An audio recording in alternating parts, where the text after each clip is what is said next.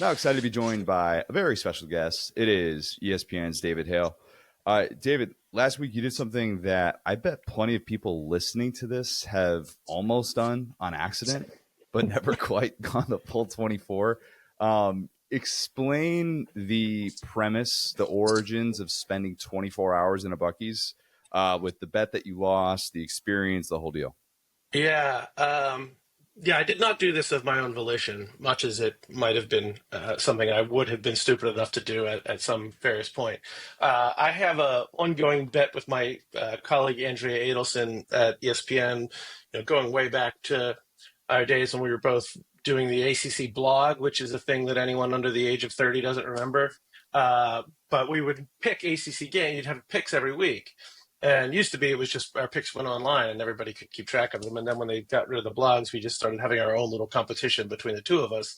And eventually, somewhere along the lines, we came up with there is no prize for the winner. I should add this. There's no winning prize. There's only punishment for the loser, which, if you cover the ACC, feels sort of redundant at that point. But that's where we are.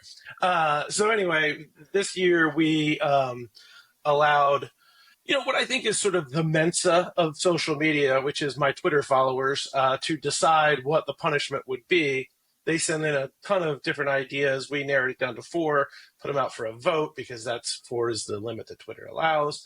And the Bucky's challenge was the overwhelming winner. And then the real problem with this, or benefit, I guess, depending on how you want to look at it, is I knew by like week 6 there was no chance I was winning this year. So I spent I basically since like early October I have been planning out how this was going to look. So I had a little runway. I also spent a lot of time kind of I don't know, pondering my own misfortune in the world. You have those moments every now and again where you find yourself someplace that's utterly like incompatible with normal reality, and you start going back through all of the different steps that have led you to this point, and how many different moments you could have just been a responsible adult and done something better, but then here you are. I had a lot of those moments. I was going to ask you your darkest moment during those 24 hours. I think you just named it. I think that's Yeah, it. I will tell you. So most of it was pretty fun, to be honest with you. The folks at Bucky's were awesome. They were so like nice and friendly and welcoming, and let me do basically whatever the hell I wanted.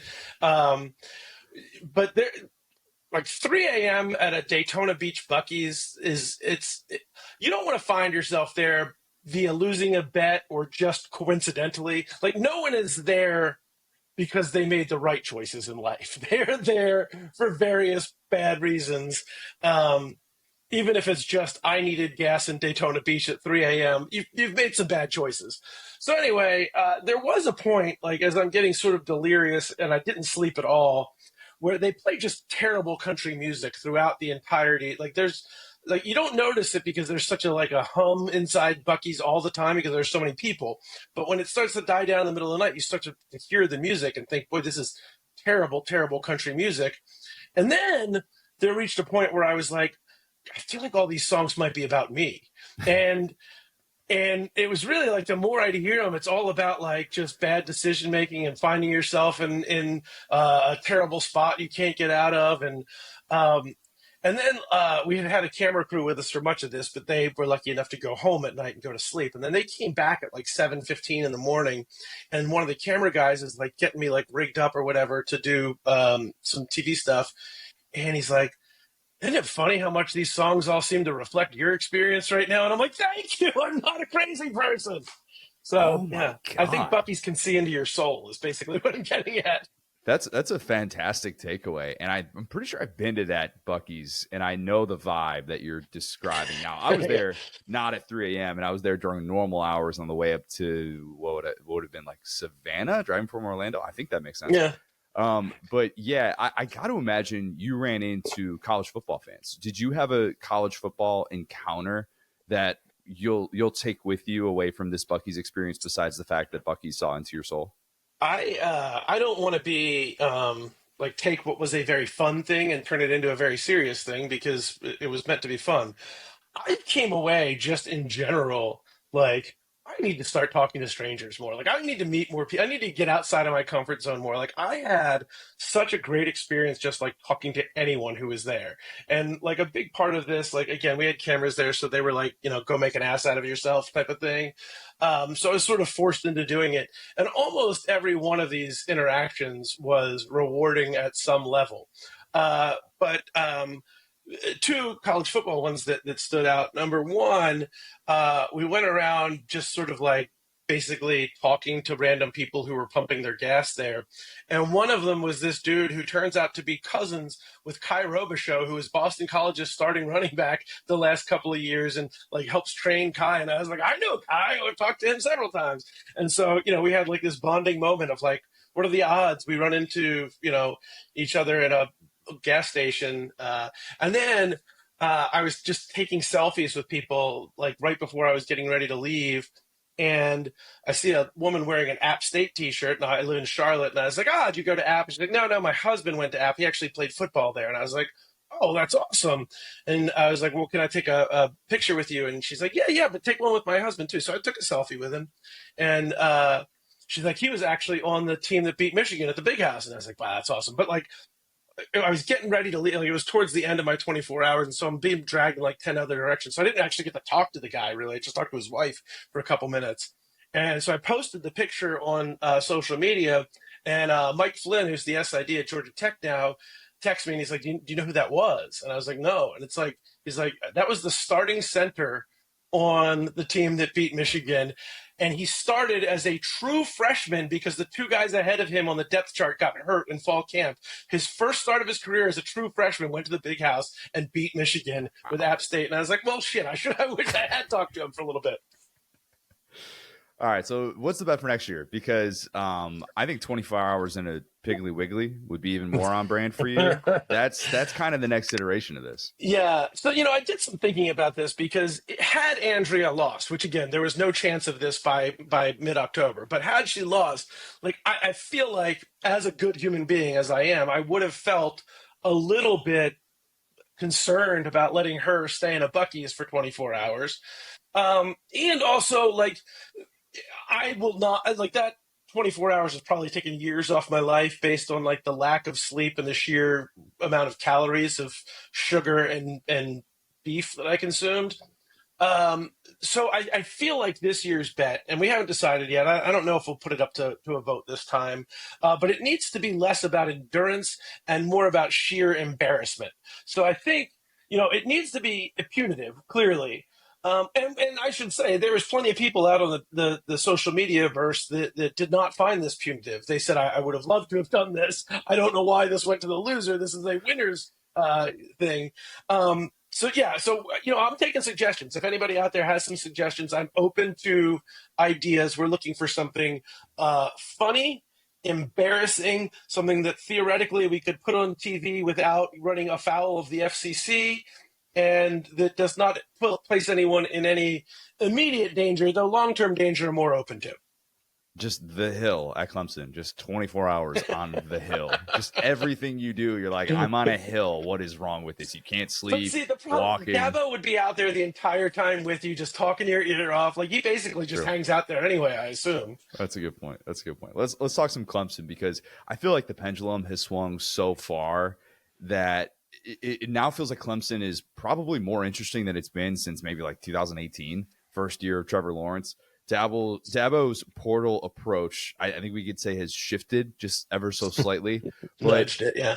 Like he's got Bill Connolly's number one team in the country in percentage of returning production, which I value that greatly. I talk about it throughout the offseason. And it's a year in which you're the overwhelming favorite to win the ACC. Does Clemson have a true national title winning ceiling this year? It is a really good question, because I've seen too much of Clemson over the last few years to like totally think like, it's all back to normal. I think there are, if you go back and sort of look at the nadir of Clemson, which was 9-4, so not exactly a nadir, but for them, like, what were the problems? I think there was not as good. The coaching staff wasn't good. I mean, Dabo hired people without a lot of previous on-field experience, and there wasn't a lot of voices that were not Clemson voices. That has shifted. Garrett Riley and Tom Allen as the coordinators now. He's brought in some other folks, Chris, Mike Rump from the NFL, and a bunch of guys. So I think that's better. The receiving core had atrophied completely from a place that during the 2010s was considered wide receiver U, from Sammy Watkins and Nuke Hopkins down to T. Higgins and Mike Williams. They are much better there now. Bryant Wesco was a star last year. I think TJ Green is going to be really good. Antonio Williams is already really good. They've got some depth at receiver right now. The quarterback situation really fell off of a cliff. Cade Klubnik is not, I don't think, ever going to be Trevor Lawrence, not at the college level. But he has improved every year. I mean, you don't need to be a genius or an X's and O's guy to see. Like, he is markedly better last year than the year before than the year before. So if you follow a trend line and assume he continues to get better, I think that problem is, again, he's not going to be Trevor Lawrence, but I think he can certainly be a guy who you can win at a high level with. And then I thought the defense regressed after Brent Venables left, but in some ways regressed in a very specific way, which was they did not cause chaos at the line of scrimmage the way they did under Venables. And then you bring in Tom Allen, and that's sort of his bread and butter. So I think they're going to want to be a lot more aggressive at the line of scrimmage than they had been. So you solve that. So you kind of go down the check boxes of all the things that I thought were holding Clemson back, and they have addressed them. Have they addressed them to the level where they can be what Ohio State was last year? I don't know. I mean, it's hard to say you can't win a national championship with Cade Klubnik, but you could with Will Howard. I think they've got a lot of the pieces there. But, I mean, again, they had a lot of these pieces sans the defensive coordinator last year that they lost to South Carolina in a game they had no business losing. They got whipped by Louisville. They got whipped by Georgia. They were in that Texas game. I think they probably could have won that game. But, there are – I don't know. I would say if I was a betting man, I would bet they make the playoff. I'd bet they have a bye in the playoff. I don't know if I'm picking them as I wouldn't feel great about picking them as a national champion right now. Ian Shefflin, he has become a very unique story. Biggest transfer in landing. He transferred from the basketball team. Biggest in every possible way, because dude's 6'8", 240. And every time I watched him, he fouled out of a game. So he already plays basketball like a football player. Now he's trying to try and play football. Dabo pitched him on this, and I'm sure that Dabo brought up someone like Mo Alley Cox, who didn't play organized football until he hadn't played organized football since his true freshman year of high school, and then went to the NFL and is now having a decade-long career. But what should we know about this whole thing? Because for Dabo to go out and kind of jokingly throw this out there and then seriously act on it to make it happen, it's a unique story. And if we're looking up and this guy is catching touchdown passes in a college football playoff game, it feels like we're going to be beaten over the head with it.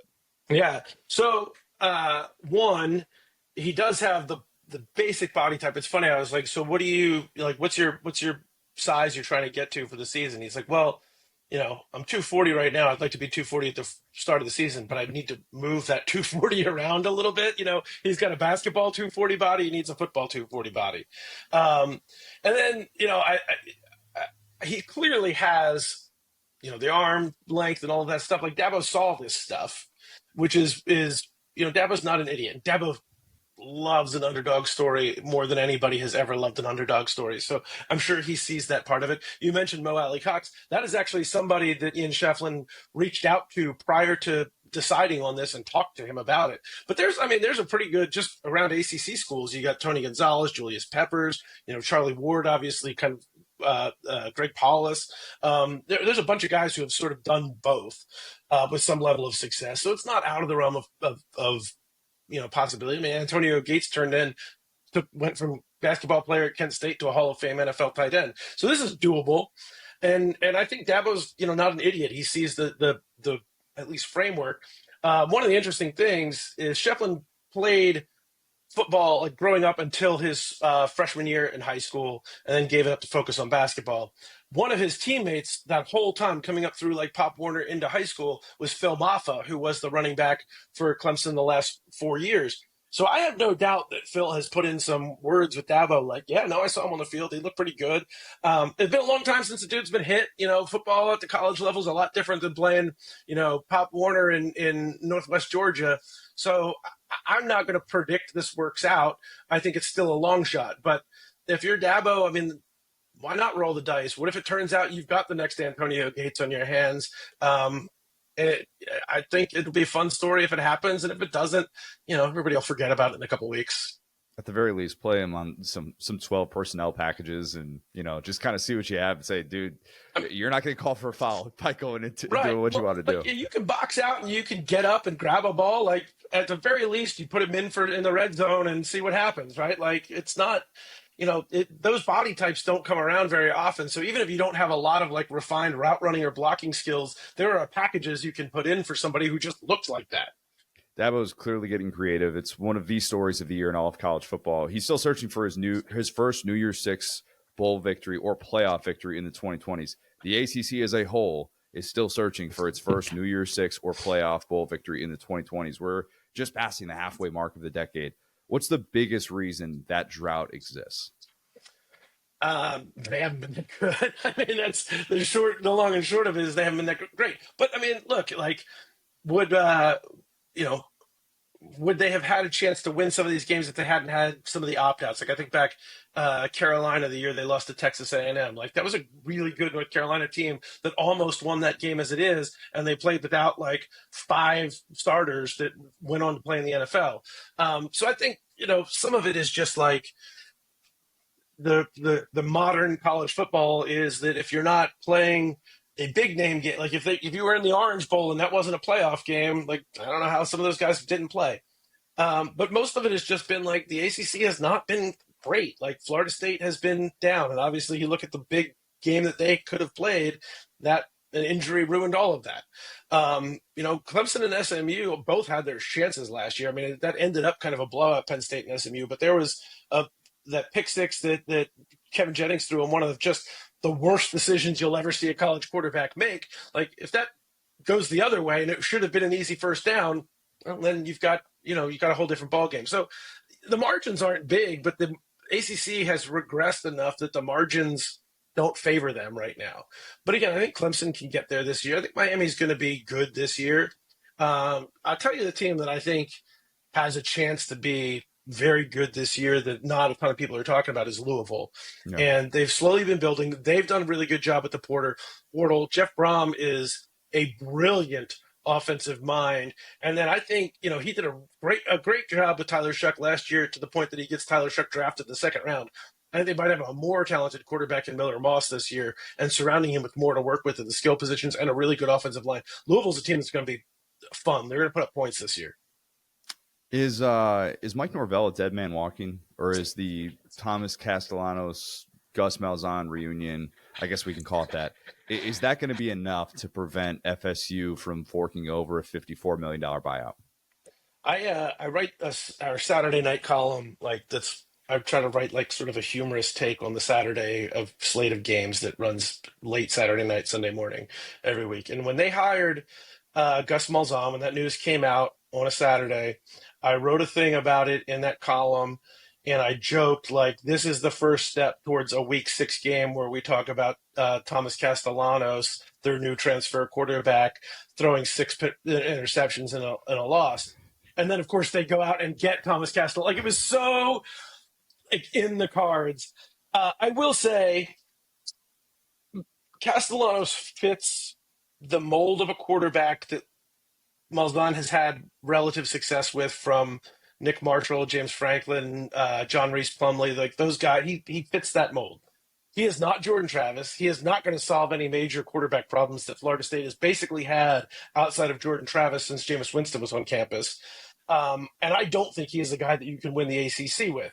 And the fact that the part of the problem last year, the difference between them being 7-5 and 2-10 was a culture issue. Like they lost a lot of games and gave up down the stretch because they were not what they were hoping to be. Thomas Castellanos got benched last year and quit the team. Like, I don't know if that solves your culture issue.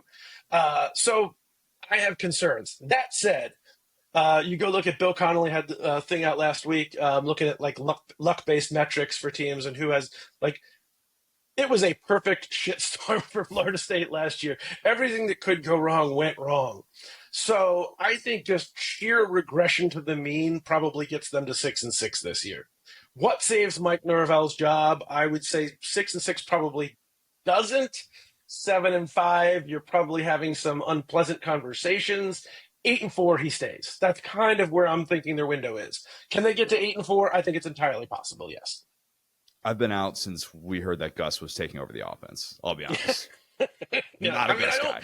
I don't necessarily blame you. I don't think this is a long-term. Like, this is part of my problem with it. And I will say the defensive coordinator that hired Tony White, I think, is excellent. Yeah. But the whole Gus Malzahn thing felt like we got to stop the bleeding. This will be a bandage that will fix the immediate problem in although we will probably end up with some long-term problems as a result of it. But this is a stop the bleeding Band-Aid. Again, I think that leaves them. I don't think this addresses the larger issue. And the larger issue, frankly, is they have not been able to recruit a quarterback at Florida State in 12 years now. Jameis Winston was a 2012 signee. Look at everyone that they have signed since then, either portal or not. And aside from Jordan Travis, who was a complete write-off in the Willie Taggart era, they have had one just terrible, not bad, terrible situation after another. And so, look, like at some point, you got to figure out what the hell's going wrong with that. The most important position on the field that going back 3 coaching staffs have completely mismanaged now. Yeah, and even Kromenhawk was a guy that they were kind of banking on being the future, and then he ends up transferring to Mississippi State, and you're like, wow, just like that, you can't even keep him in house either. Chuba Purdy, who was like supposed to be a guy, totally flamed out and fell down Nebraska, then San Diego State, and now I think is in FCS. And then AJ Duffy. Oh, I might be confusing them. Maybe AJ Duffy. Basically, they're the same quarterback in which they could not do anything. And these are guys who were top 10 quarterbacks being recruited and have utterly flamed out. So where's the problem there? I'd love to entertain, before you go here, I'd love to entertain some possible Florida State candidates with you. Not that Mike Norvell is out of a job just yet or anything like that, but just in theory, because this is what we do. It's May in college football. This is what we talk about. Deion. That's my list. That's my not list. Not going to happen. Not going to happen. And here, let me ask you this, because I trust your opinion here.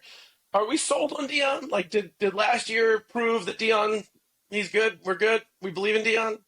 Deion is like an NFL quarterback prospect. We always assume that, with college coaches, if you're good, it'll work out. You need alignment.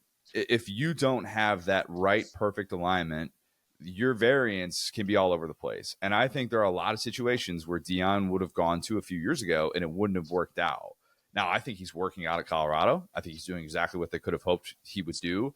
But does that mean that it would work at a lot of other places? No. The idea of him at Auburn made no sense whatsoever, even though we could look at it and go, well, hey, Auburn's a losing program. Deion is a winning coach now. Why can't that work? Well, it's like, you still need someone that's on board for all of that stuff. Brian Harsin wasn't on board for any of that stuff, and we saw how that ended so quickly. One of the other teams that I think he had some interest in, and at least there were folks in power that thought about it, was Georgia Tech. Yeah. And I can't imagine a worse fit than that. And it's funny because the guy that they have now, who they just promoted from within, is Brent Key, who could not be more of 180 degrees away from Deion Sanders, and they get to play this year. I'm looking forward to that.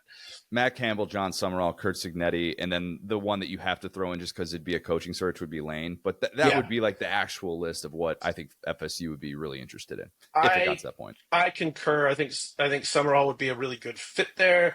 I think the first shot that they take is Lane Kiffin, though. And him and Michael Alford go back a long ways. They've known each other since their USC days. I think that if there were no other obstacles, like that would work. Yeah. But money is an obstacle still at Florida State. So you mean paying $54 million for a buyout? That would have ramifications. Yeah. Okay. It'd be funny to see the buyout for Florida State's current coach added to the buyout from their former coach who got bought out of A&M. You put those together, like that's the GDP of a small nation. Doing some quick math, 20 carry. That's $130 million. Oh my God. Yeah. Golly. Okay, since your ACC predictions got you into Buc-ee's for 24 hours, let's get you out of here with a bold prediction. You already threw out the Louisville possibility of Louisville being one of those dark horse candidates with Jeff Brom, but what is a bold ACC prediction that won't make you look dumb or maybe could at least prevent you from spending 24 hours at a certain place? I mean, the easy part of me saying this is I don't think Carolina is going to be any better this year than they were last year. I think they might actually be decently worse. I think Belichick is a one and done there. I think he's gone after this season. Um, how invested he is depends on who you talk to. If things go well, the NFL is going to want him back.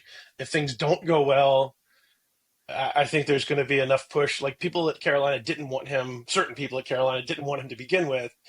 I don't know. The whole thing just feels so. Again, you talk about alignment. There's zero alignment there right now, and that feels like a powder keg waiting to explode if things don't go great. And I can certainly envision a scenario where things don't go great.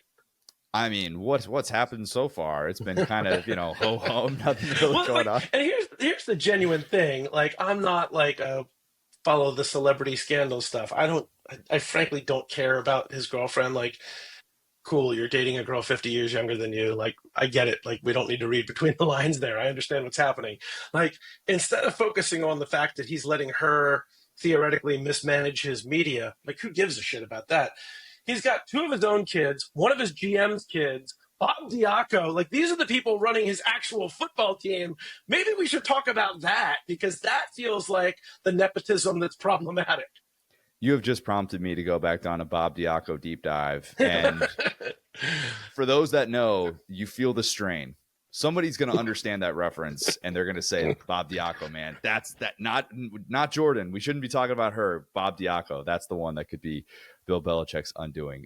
David, you're the best. Hopefully the next time you're on, we'll be discussing our Cubs in a pennant race.